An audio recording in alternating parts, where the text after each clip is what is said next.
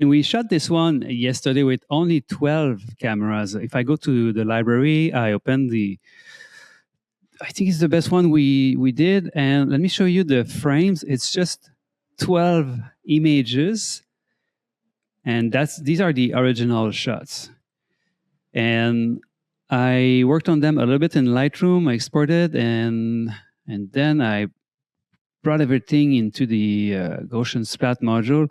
And let me show you the crop first. So this is a cylinder crop. That's the only crop I have on this shot. I can have a sphere and a wall crop, but I'm using only a cylinder. And yes, I got rid of the lights from the ceiling. So if I remove the crop, now you see the whole scene with the light and with the walls, with everything, and the unclean splats that are around. So I could keep the lights. I'm debating with myself, should I keep them or not? I feel like it's a bit more pure without the lights. There we go. Let me remove the overlay. We don't need that at all.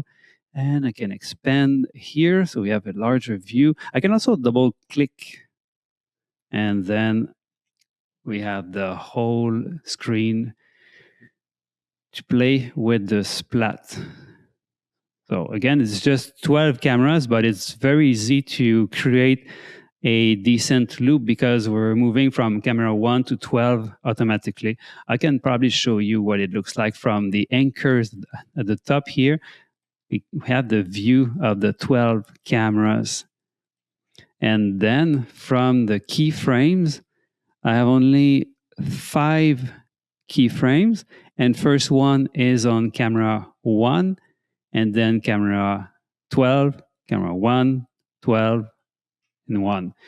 So it's a perfect loop. And I'm zooming in on the subject using the different sliders here. I'm using the dolly and the focal to change the point of view a little bit. So if I click on play, this is the complete animation automated with the 5 keyframes.